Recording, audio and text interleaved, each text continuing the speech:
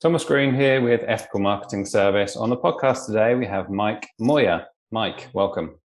Thank you very much for having me. It is my pleasure. Would you like to take a moment and tell the audience a bit about yourself and what you do?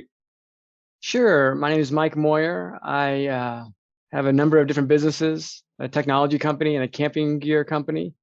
I teach at Northwestern University. I teach entrepreneurship and entrepreneurial marketing and sales. And I write books and I do consulting and I do a bunch of different things like that. And I live in north of Chicago in a town called Lake Forest. Thank you for the introduction. I said before we started recording, you've got a lot of stuff going on. But your the kind of title, if you like, of what your job is or what your preference is Startup Equity Split Master. So it's not actually something that I have come across frequently. So would you like to go into what that is? Yeah, then the biggest part, I guess what I'm most sort of well known for or enjoy the most is equity splits in startup companies. You know, all entrepreneurs that start companies that have partners struggle with this concept of how to split equity. And traditionally, it's based on guesses about future events. So you and I go into business together. We say, what are we going to do? What's our projections? What are we each going to contribute? How much are we going to be worth? We guess the future. And we decide an equity split based on that. And because no one can tell the future, everyone's always wrong with this calculation. But I can tell you exact down to the penny how much equity each person deserves based on a model that I developed about 10 years ago called slicing pie, which is what I believe the only fair way to split equity on the planet. So I said you can split things fairly, or you can split them in slicing pie, or you can split them unfairly. So that's what I do. Most of my time doing is helping students and entrepreneurs split their equity in their startup company. Is that always at the company's creation stage? It's during the bootstrap stage. So during kind of inception to Series A or break even. After Series A or break even, you can set a value for your shares. So your stock has value. Before that, it's worth zero. So it's impossible to divide up zero. So I can give you 1,000 shares and give myself 100,000 shares. And we've given each other this exact same value because it's worth zero. So there's no way to tell how much equity we should each get because it's worth zero. After break even or Series A, after the bootstrapping stage, we can tell how much shares are worth. So what's important in the bootstrapping stage is not the absolute value of the shares, but the relative value of the shares. And you said that it's frequently or perhaps always incorrect. How close is it to being fair, if you will, quote unquote? Mostly never. The best way to understand it is through the analogy of a game of blackjack. Do you know how to play blackjack? Yes. So let's pretend that you and I are going to play blackjack as a team, not as opponents, but we're going to play together as a team. And we're going to split the winnings 50-50 because we're friends.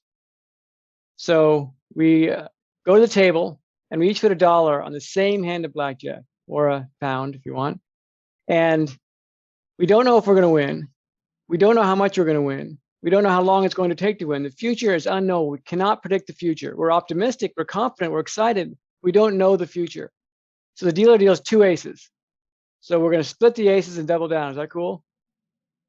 I think that's a regular practice, isn't it? Good move. Yep. So I'm out of money and you're not. So you put $2 more down. So now you've bet $3 and I've only bet $1. The future is still unknowable. We don't know what's going to happen in the future, if we're going to win or how much we're going to win or how long it's going to take to win. What we know for certain, though, is that you bet $3 and I bet $1. If we win, does the original 50-50 split sound fair? I suppose, I mean, taking it back over, using that analogy, I suppose once the winnings were distributed out, then that person would get their stake back. And then after that, they'd split the profit. Would that be? No, because you're putting your stake at risk. You're betting. You bet 3 times as much as I did. So you should get 75% of that bet, and I should get 25% of that bet. Your share of the winnings should reflect your share of the bets. Imagine if you put $10 million in, and I put $1 in. Would you give your $10 million back and my $1 back, and then you split the profits after that? That sounds fairly unfair, as you say. But one thing that is important to keep in mind about business, that's unlike any other part of our lives. It's, politics and religion and criminal justice. Business is quantifiable. We can count the inputs for business down to the exact penny. Nothing else is like that. So every business in the world buys stuff and sells stuff. So you don't run a business, right? I do, yeah. Do you pay your bills? Indeed, yeah. Do you know how much your bills are? Down to the penny. Down to the penny. So what's the last thing what's the last bill you paid? You're looking at them actually, because I needed a pair of headphones for this interview, so I bought them. Got it. So you shopped for those headphones, you looked for the pair that you wanted, you shopped around for pricing, and you made a decision and bought it. You paid the fair market value for that contribution, for those headphones, right? So if you contribute those to our startup company, and you weren't reimbursed for them, then your bet is equal to the fair market value, the price you paid for those headphones. It's not magically worth more than that. That's not worth less than that. Every time you contribute to a startup company, whether it be our time, our money, our resources, our supplies, our equipment, our relationships, whenever we contribute and we're not paid for our time or paid for our ideas or paid for our expenses, we are essentially betting the fair market value of that contribution on the future outcome of the company. So always your share of the winnings should be based on your share of the bets. If we don't do that, then your share of the winnings is not based on your share of the bets. That means you can bet more than I can, and I'll get more than you get out of that bet. That's not fair. Everyone understands rationally and logically that your share of the winnings should be based on your share of the bets. Just like in blackjack, it's not a very ambiguous solution. Now I could add my narrative on top of that. I could say, oh, but I'm a professional blackjack player, so I should be paid more. Well, if you're a professional blackjack player, how much are you worth to do consulting? There's a price for that. Everything has a price. And so just simply knowing those and keeping track of them gives you the perfect equity split every single time. I was about to ask you something which you just kind of answered, but it would be good to get your thoughts in addition to this. And coming back to your blackjack analogy, where one person puts down $3 and one person puts down $1, if it were the case that the person who put down $1 spent, for example, twice as much time at the table in order to get that return back, is that something quantifiable? Because, and the reason I ask that is that often I hear with joint ventures, quote unquote, that if you have a partner with money, then the person who is a partner without money is expected to put more time, effort in. And so I'm interested to know how you quantify that. Good question. Everything is quantifiable. So your time is quantifiable in terms of dollars and cents. That would translate into what salary you would be paid for the same work at a company we could afford to pay you. So if I'm worth $100,000 a year and you don't pay me $100,000 a year, I'm in effect betting the fair market value of my salary, $100,000 in unpaid salary. If you are putting cash in and that cash is consumed by the company, not invested, but when it's consumed, your bet equals the consumed amount. So what I mean by that is if you put $100,000 in the bank, it's not really a bet because it's just sitting in somebody else's bank account. You could get it back if you wanted. If you spend the money, it's a bet.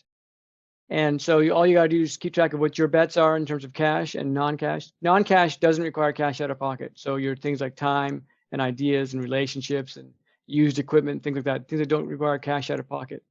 Cash contributions are things that do require cash out of pocket. So if I buy this mouse for the company and I spend $10 on it, I'm betting $10 on the future outcome of the company. If you buy internet service, I pay for that out of my pocket and I'm not reimbursed, that's a cash contribution. So cash contributions are a little different value-wise than non-cash because cash is more scarce and it's taxed differently. So for instance, if I wanted to buy this thing for $10 and I worked for you for $10 an hour, I would have to work more than an hour to earn enough money because when you paid me, you'd pay employment taxes. When I received the money, I'd pay income taxes. When I bought the thing, I'd pay sales tax. So I might have to work 2 hours to earn enough money. So we put a higher weight on cash. But all things can be tracked and all things can be monitored and all things can be negotiated in terms of fair market value. It's impossible to not know fair market value because everything can be bought and sold. If you can't find someone to buy your idea, for instance, then it's either worthless or it's priceless. Either way, it's not a good deal for a startup company.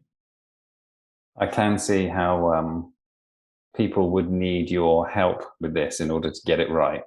given the fact that you have expertise. And even in our conversation for the first 10 minutes, I can see how you might perhaps pull your hair out listening to the way that equity is split among startups. I get that sometimes where people think it's an overwhelming thing, but most business people in businesses that are running, they know what their payroll is. They know how to negotiate a job salary, an hourly rate. They know how to shop for supplies. They know how to pay their bills. They track their expenses. So there's nothing new here to track. There's nothing new here to explore. It's just a matter of knowing how to negotiate things. One thing that often happens with entrepreneurs is they don't know how to negotiate a licensing contract, or they've never hired a sales team before, so they don't know how to pay commissions and set goals, or they've never done those things before, which is understandable. It doesn't mean it's not possible to set fair market values. It just means you're not exposed to those. So people say, what's the fair market value of an idea? Well, that's what you could license the idea for. If all I did was come up with an idea, then there could be a licensee out there for it. I used to be the head of marketing in a company that made fishing tackle boxes. And if you had a fishing tackle box idea, I was the guy to see. If I liked your idea, I would give you 2% royalty on revenues. Now you could get a higher royalty somewhere else, but I could sell a lot more for you than somebody else could. So the fair market value of a fishing tackle box idea in the United States is 2% on royalty on revenues. I can either pay you the royalty and we're even, or I can give you slices in my pie, treating them as a bet.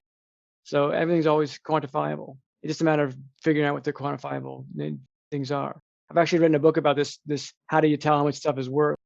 It just came out in May. It's called Will Work for Pie. And it's on Amazon for 99 cents. If you want to pick it up, I haven't had the time to adjust the price yet, but talks about how do you pay advisors, how do you pay for ideas, how do you pay for salespeople, all those kinds of things. So it's a matter of just knowing what you're paying for. So it's often a concern like, oh gosh, I got to figure this out, but it's nothing that most people don't know how to track anyway in the regular course of doing business. Well, you preempted my next question, which was, if it is the case that, let's say, someone is in that position of the beginning of their company and they are determining who should get what are the first few steps that you'd recommend? But I would imagine that would be one of the first few steps, is to get that book for under $1. Have you got anything to add there? Well, the first thing that every business does, besides startups usually, is negotiate the job offer, the description of the job, and the amount of money that person will be paid. So have you ever taken a job with a regular company where you didn't know the salary? I probably wouldn't have accepted the job, but I've certainly been disorganized about applying and perhaps negotiating. Right. So most people that have jobs know what they're getting paid. So, and in fact, most people just have jobs and they get paid and they don't get any equity at all because they're not taking any risk because they're getting paid. So the first thing to do is say, here's what your job is, here's the scope and expectations of your job, and here's how much the fair market salary is. And you negotiate that like any other job. And then if you have the cash, you simply pay the salary and there's no equity due. If you can't pay the salary, then you have to pay in what I call a slice, which is like a poker chip, which tracks your bet. You pay in slices instead of with salaries. And at any given time, your bet or your slices divided by all the slices is your percentage of the equity. So you always can translate everything into slices. But the first thing always to do is to determine what the fair market value of each salary is. So like if you're a salesperson, I'd go over what the sales plan is with you and what the commission structure is and how you get paid out. And I can pay you cash commission or I can pay you slices in the pie. So you always have that choice. It in effect produces a currency for which you can buy anything. I can buy this water bottle, for instance, with slices in my pie instead of cash if I don't have cash.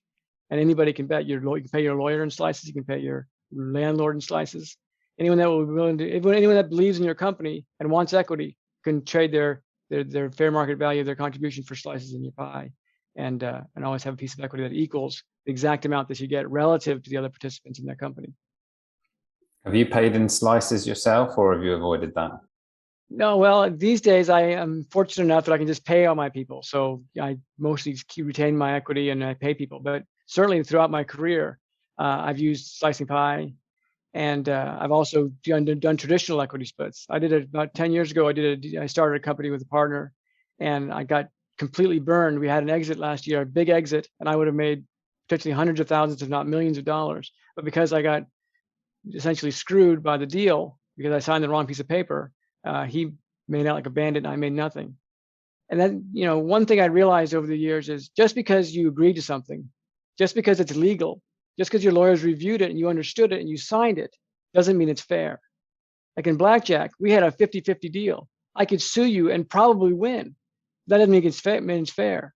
What's fair is that you bet more than me for unforeseen circumstances. We didn't know we were going to get 2 aces. We didn't know we were going to need more money. We didn't know we were going to need those things. We couldn't predict the future. But because you did place those bets in good faith, I should adjust myself to be fair. It's not in my best interest to screw you because I'll get a bad reputation and you'll lose your interest in the company and all kinds of things. So, one thing that I've learned over the years is there aren't multiple versions of fairness. It's either fair or it's not fair. If you think something's fair and I think something's fair, one or both of us has got to be wrong. So the logic of fairness sort of applies to every situation. And indeed, slicing pie has been used all over the world in different languages and different cultures and different economies. And as far as I know, it's always worked. I've never heard of a situation where it hasn't worked. Do you think that your expertise in this area come as a result of that deal that you referred to, where you were shortchanged, if you like? That was sort of the catalyst that made me commit to paper what my feelings were about this concept. And before I started that company, I started a number of different businesses with the slicing pie concept sort of in mind. But before that, I started a company in college where I had partners who wanted to work with me, and I just couldn't get my head around how to do the equity. When I got to business school, I asked my professors, and they would give me answers that were really vague and based on future predictions. I never could find a good answer to this. So another company I started, I used a version of slicing pie. It wasn't quite the same thing, but it was based on the contributions people made. And I actually had a guy come and work for 2 weeks and then just vanish. And then a few months later, he sued me for $8,000 and been unpaid. I didn't have $8,000. No one, we were all out of money. And we went to arbitration for the state of Illinois, and the arbitrator looked at the deal I had with him, which was sort of like slicing pie, and immediately said, "This is perfectly fair," and I won the suit because it's based on logic.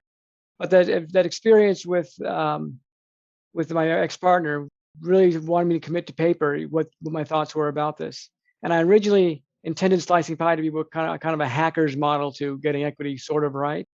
But what I realized over time, because we can know the contributions exactly, we can know fairness exactly. And today I promote the model and the logic of the model without any changes. So if people change the model or make tweaks to it, it's no longer fair. So it always works as long as you apply the logic as it's been described. I don't consider myself the inventor of slicing pie. I consider myself the interpreter or discoverer of slicing pie, and that it's basically based on rational logic, just like the blackjack game was. So how did you go about discovering it? Well, I knew that my contributions were unknown. I didn't always know what I was getting into with a startup. Every startup I went to, I had one startup where I thought we were going to get funding and by February, I said to my wife, we'll have funding by February. And we did get funding by February, but a year later, February. So it took a year longer than I thought it would. And I continued to consume my cash and consume my time for no additional equity. And it was frustrating because here I was working harder and harder and harder. And every time I took on a partner, I'd give them shares out of my pocket. And it just didn't seem logical because I didn't know what that person was going to produce. And I saw people, get more equity than they deserved. It's always a stressful conversation because you never know what's going to happen. I read a book years ago when I was in high school. It's called No Prisoners, where it was called the company who started Microsoft front page, where it made websites, and they sold for $100 million to Microsoft. But the CEO who came in just months before got a 10% chunk of the equity. He got $10 million. He didn't do anything. He literally did nothing. He came in from like a month later, but they gave him an allocation of 10%. Just because he was a CEO, they needed a CEO, and he got paid $10 million for doing nothing. So, it's great that he came in and he took the bonus, but he really didn't deserve $10 million. I don't think, he didn't create value just because he showed up. So that, those lessons over the years, I think most entrepreneurs that experience the equity split conversation experience this angst and this gnawing that something's not right. One of the biggest comments I get from people is, I wish I'd known about this 10 years ago or 5 years ago before I started my last company, because they know that they're getting burned. And it's usually the founders themselves, the main founders, who wind up getting burned the hardest. Sounds like, with your example, that it doesn't just happen in smaller companies, but in quite large ones as well. So are you aware of anyone else doing this? Anyone else doing what? Talking about this topic? Lots of people talk about this topic. There's lots of people online because it's always something people bump into. And there's a lot of companies that do tracking of your equity splits over time. There's software programs out there. The problem with them is that you have to determine your split in advance before you can plug the numbers into the calculator. As I'm the only person on the planet that has a calculator that will give you a fair equity split. Everyone else is based on guessing about what's your assumptions. And there are calculators out there that say, what's your job, who had the idea, who has the most experience, these sort of objective responses that lead up to another, a fixed split. You can be a really good guesser, but you're still going to get it wrong. With slicing pie, you don't have to guess. You just have to observe what actually happens. Now, once you reach break even or Series A, your split freezes and the shares become valuable. And then you can use the trading value, the share price, to trade your shares in the future. So if you want to buy something from me for the cost of $10, you can just theoretically give me $10 in shares. And there's some problems with that, but in theory, that it would work out. It would work out. You could do that. Have you got any thoughts on the type of conversation that happens after you put your, should we say, details into the calculator? Because I can imagine, as you say, it's a logical approach to it, which in my opinion is better than an illogical approach. But at the same time, if there's a social norm which people are used to, there might be kind of a, should we say, pushback on that. Have you given that any thought at all? Yeah, there's basically 3 reasons why you would push back on the slicing pie model that I've experienced. The first reason is you just don't get it. It's been explained to you. It seems like there might be something fishy. There's some trick here. Maybe I can game it.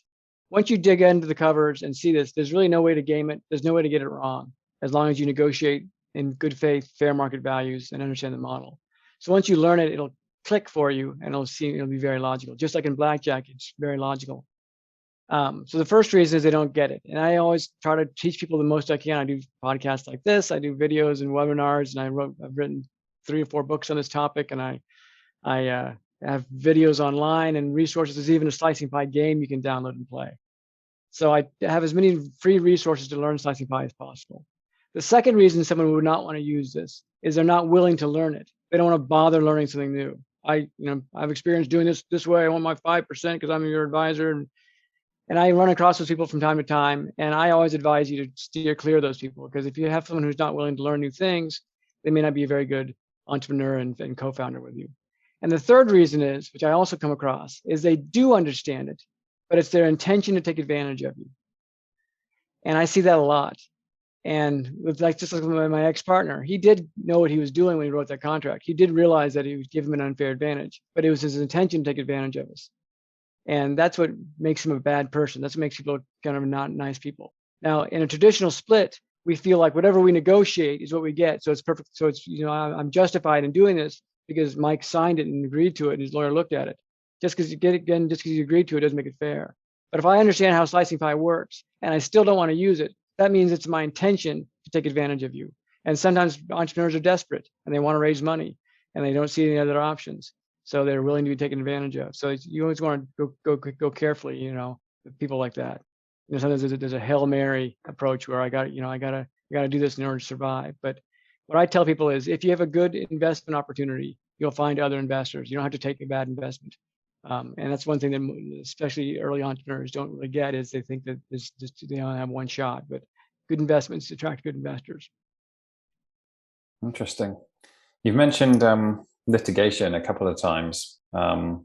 What advice would you give someone who, let's say, they are in the position where they've given away too much, and they use the calculator, for example, or read the book, and let's say they have gotten a bad deal? Is it too late by the time they've signed all of the contracts?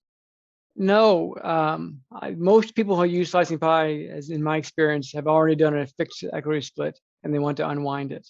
And there's a chapter in my book, The Slicing Pie Handbook, and you can also access a chapter online on my blog in a spreadsheet, which is called the retrofit spreadsheet, which basically takes you back in time to go over your contributions, what you put in, what you've taken out, and it'll give you a starting number of slices. Usually, when someone's faced with that information and it's done properly, they can see that they have too much. And in most cases that I've experienced, that person says, oh, let's make the adjustment. It's not in your best interest to have too much because you're taking advantage of your partners and they're going to lose motivation working with you as long as once it's exposed. If you have someone, however, who sees the reality and the logic of slicing pie, they do get it, but they don't want to budge in that equity split. All they really have is a legal right to be a dick. And if they are that kind of person, then they'll enforce that legal right and they'll take advantage of you. But even then, there are ways of unwinding it. You can push that person out, for instance, and then switch to slicing pie model and dilute them appropriately using this logic. And if you just dilute people randomly by adding more shares to your ownership just to artificially dilute someone, that may not be fair. But using slicing pie reflects fairness and will dilute them fairly. So if you were ever faced with a lawsuit or arbitration and you could present to them a logical way that you diluted shares, most people would, I think, be willing to accept it. I haven't seen this tested very much because it hasn't gotten that far, because it usually works, but you can certainly unwind an unfair split. You might have some legal problems if the person's a jerk, but most people aren't jerks. They want to do what's right. Great. I'm very interested to go away and have a look at the calculator. So thanks for sharing. You mentioned that you teach entrepreneurship, but also you are an entrepreneur because you're in multiple businesses. Is there anything which I guess you've learned from experience in your businesses that you particularly like to share with students? Yeah, one thing that I've learned over the years is that you want to do marketing for your product first before you produce your product. And what I see so many entrepreneurs do, even like consulting, is they go out and they produce their product first, and then they go out and try to sell it. And it seems strange to most of them, like, how would I market the product if I didn't have it? But the way you market a product before you have it is to see if you can attract the audience that's interested in the product.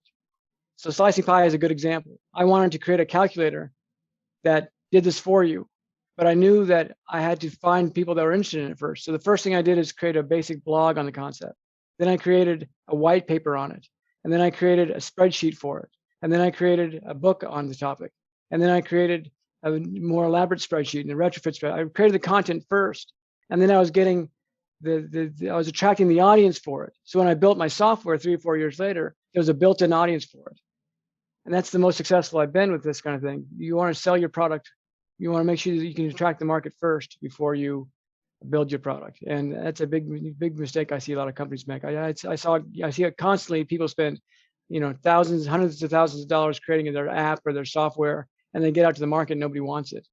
And it's a real heartbreaker. So I always tell people, try to build a blog about that topic to see if you can attract the market first, or provide some kind of content or some kind of tools that are really basic that can help you attract the market. Because if you can't attract the market, there's no business.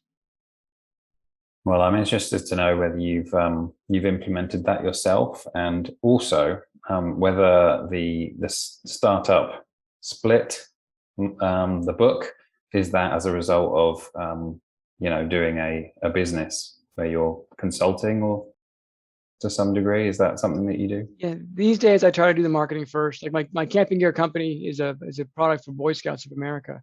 We're one of the largest suppliers to them. And the main product is a pop-up mosquito net tent. And I knew how to get to the market. I knew my son was a Boy Scout, and I knew the Boy Scout leadership, and I was a Boy Scout leader, so I knew the people at the local shop. So I knew that I could get to the market. So I created a basic prototype, and I told the guy at the shop in town, I said, take 20 of these things. If they don't sell, I'll buy them back. So I removed the risk for them, and he sold 250 that year. So I knew I could get to the market. I knew that was a possibility. So then I could invest in more development for the product. But you always want to, in my experience, invest in the marketing first, because otherwise you just don't know if you have something. We also, my son and I, over COVID, developed a set of lacrosse targets for lacrosse players. We did it because it was fun. We were playing lacrosse together, but I didn't assess the market first, and it sold horribly because I don't know how to reach that market in mass for product that's that low cost. So I don't know the lacrosse people. I don't know the players and the buyers. I just don't know who they are. So I've been not much less successful with that product. Well, I'll reiterate, you certainly seem busy. And writer's block doesn't seem to be an issue for you. 8 books. Anything that you would share on? Correct me if I'm wrong about that, but anything that you would share on the concept of being able to write 8 books? Well, I've actually lost count of how many books I have. I think it's more than that now. I just released The Will to Work for Pi, and I have 2 more books or 3 more books coming out soon. One is about lacrosse, and I actually I know how to get to that channel now, but not for the product, for the book.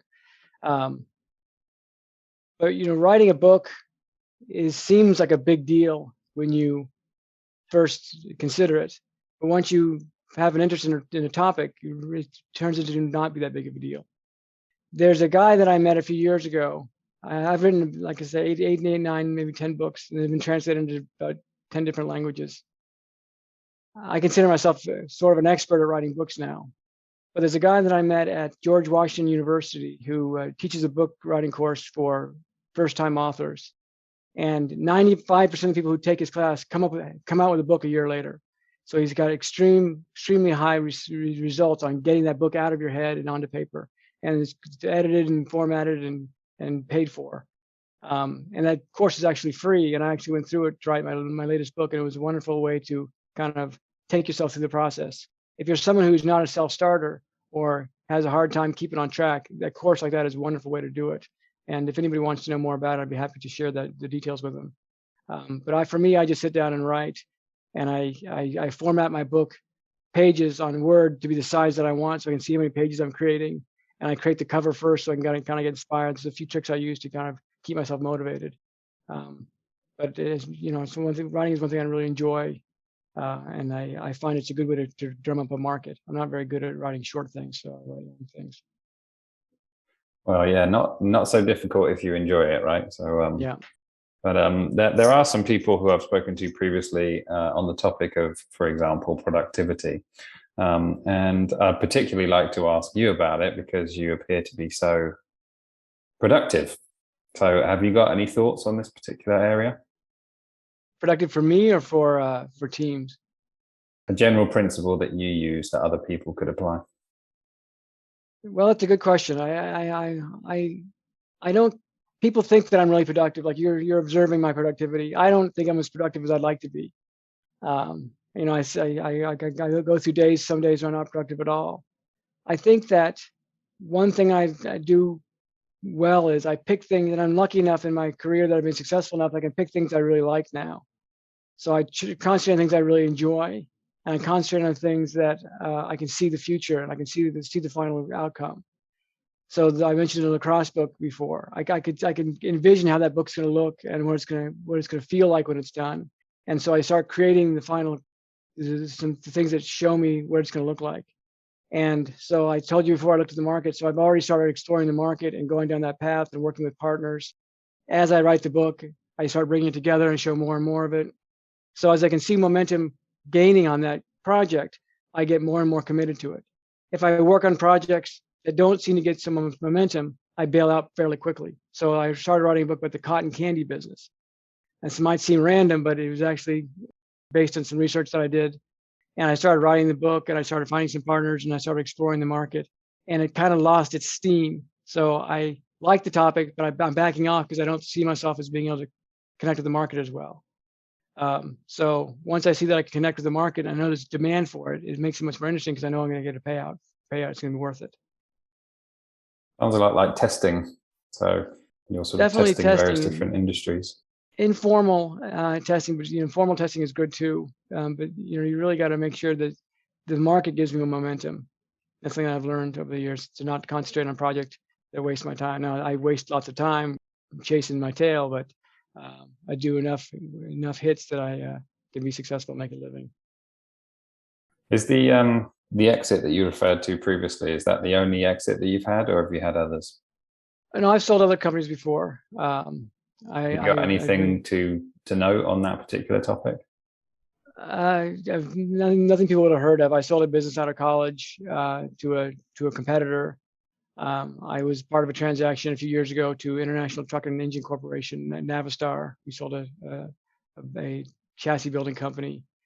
So I've had some exits. more failures than exits, but usually the exits are nice enough that I can be happy with them. You know, what I tell my students is, as much as we all like hitting home runs and we love our billionaires in this world, if you can make a living as an entrepreneur that meets or exceeds what you can make somewhere else, then you're a successful entrepreneur. You know, so being an entrepreneur is about making a living, not about hitting home runs all the time.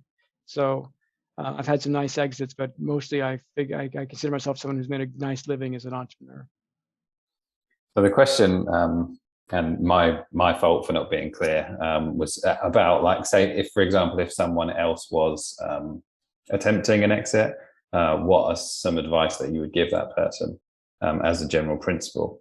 But would you say that you are a successful entrepreneur based on your definition? Definitely successful. And as far as exiting, I'm someone who, when I get an exit offer, I go for it. Because I like to move on to other things. I'm not someone who likes to grow a company for 25 years, or I don't see myself as that kind of person. So I go for the exit as much as I can. And don't underestimate how much you can squeeze value out of things. The exits that I've made, in my opinions, we've sold them probably for more money than we should have. I have a friend who sold a business a few years ago, and he sold it to a big competitor. And they went into the meeting, and he was hoping to get $15 million. That's what he was hoping to get. And before he could open his mouth, the buyer took out a whiteboard and explained why the buyer thought they were only worth $150 million. So he didn't open his mouth. He got 10 times what he thought he was going to get for the company, and they thought they were getting a bargain. So don't go into too many preconceptions. You know, let the buyer, you know, make some offers and kind of go from there, because when you get to some big money, people kind of get done with it. And one good exit can set you up for a long time, give you plenty of runway to start other companies and do other things. It may not set you up for life, but it'll give you some nice runway, which is, it's always nice to have a little money in the bank when you're an entrepreneur. Definitely. How did you get into your first business? My first business, I was not doing very well in college. My parents told me they weren't going to pay for it anymore. I should come home and get a job. And I didn't want to do that. So I started making t-shirts for sororities at college. And I grew that business. I created a catalog, and I was kind of doing it on a national basis, and I'm salespeople all over the place. And I put myself through college and graduate school. This was in the mid 90s. And I sold that to a competitor after I graduated from graduate school. So that was a really interesting experience. I paid for all my college. And I remember at the time thinking that if I had $2,500 in the bank, I could pay for a semester's tuition at University of Kansas, and room and board. I was paying $135 a month for rent plus food. That was all I needed for a semester. So if I could save that, I would have 4 to 5 months of runway to do anything else. So I always concentrated on putting that money in the bank, and then not worrying about it so much. And businesses go in ups and downs and ups and downs. So having that set aside gave me the safety net that I needed to take risks. All too often I see people go all in on businesses, and it's a big mistake, I think. A few years ago, right after I got married, when I got married, I'd sold my business, I invested in the stock market, I had a nice job, and then I quit my job, started graduate school, took on student debt, lost my job, had a baby, bought a house, and started a business. And I lost all of my money in the business, all of it. So as you can imagine, my wife was in a pretty precarious position, having married a guy she thought was successful, and having all the burden, all these expenses. But I joined a new company, and in less than a year, I made all my money back. So being able to ride out those ups and downs emotionally and stay with your head in the game is a big part of being an entrepreneur. But I don't let that happen anymore. I don't go down to zero anymore. I put my money away, and I try to save it so I have plenty. The more years of runway I can get in me, the more comfortable my whole family life is. Well, I'm glad that I got to talk to you about equity splits, but at the same time, I do kind of want to do a whole new episode on what your story is, because I'm sure there's some more interesting sort of learnings we could get from that. But lots of bruises. Yeah, exactly. And don't you learn the best from the bruises than you do from the victories, right? Yeah, so I've learned a lot of lessons. What are your goals? Well, I like to make slicing pie the de facto standard for equity splits on the planet. These days, most places I go, people have at least heard of slicing pie, which is nice, but they still have questions about it. They still are skeptical of that it could be deliver what it delivers.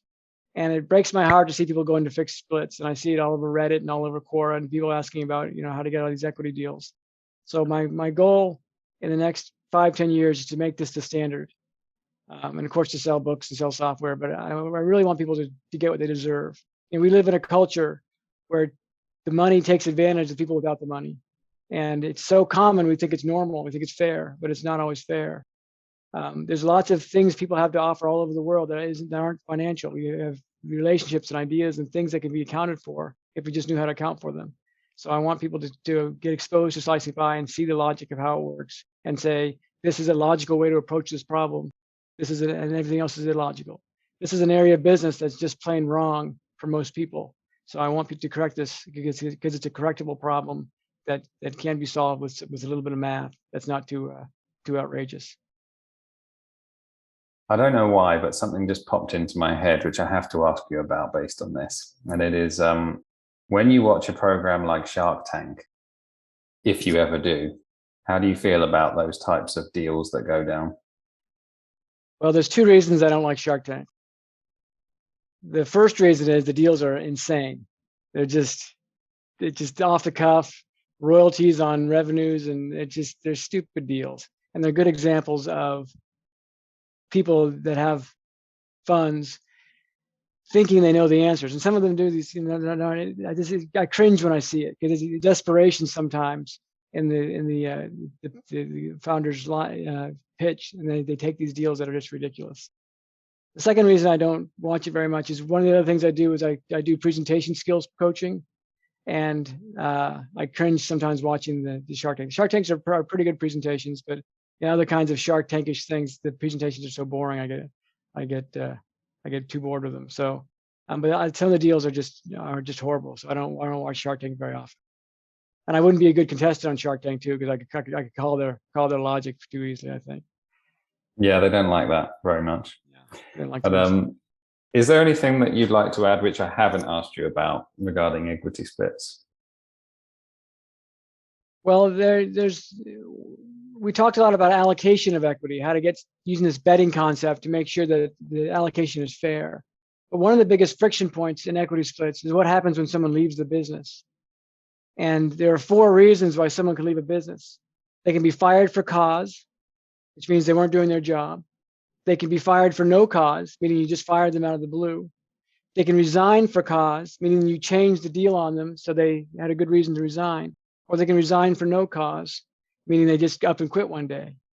And those are different circumstances, and they deserve different treatment. If you're a solo entrepreneur and you don't do your job, what happens to your business? Depends on the systems, I would say. But you lose it all, right? If you don't do your job, and as a solo entrepreneur, you lose everything. Unless you had it automated, but most people are starting a company. If they quit before the automation is created, before the business is created, they lose their entire investment. They wear all the hats, yeah. Yeah. So if you're a solo entrepreneur and you walk away, you lose, just like a partner should. If you walk away or get fired, you should lose your equity split.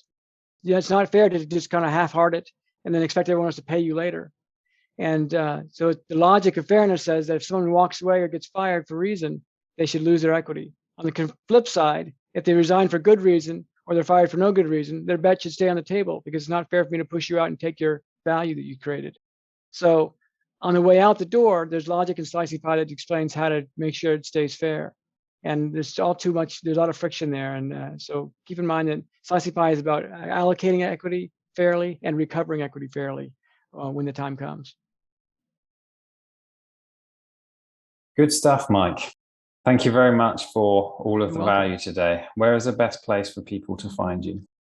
Slicingpie.com is the domain name that has all this content. Of course, MikeMoyer.com has more information about me. And you can reach me at mike@slicingpie.com. And I usually respond to my emails as quick as I can. But depending on your question. I'm always happy to help people as much as I can. Thank you very much for being a great guest. Thank you. I appreciate it.